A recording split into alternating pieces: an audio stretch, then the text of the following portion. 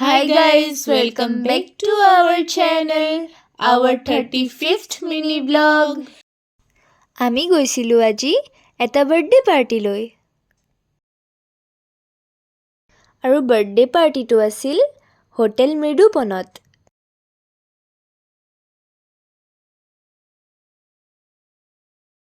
তাতে আমি লগ পালোঁ আমাৰ ওচৰৰ ৰঞ্জনা আণ্টি আৰু জুমনক। বহুত ধুনীয়াকৈ সজাইছিলে আৰু খানাও বহুত ডিলিচিয়াছ আছিল। আৰু বাৰ্থডে কাৰ আছিল জানেনে বাৰু? অকণমানি মুমুৰ। যদিও পাৰ্টিটো দিনৰ পৰা ৰাতিলৈকে হৈছিল, আমি দিনৰ ভাগতেই গৈছিলোঁ।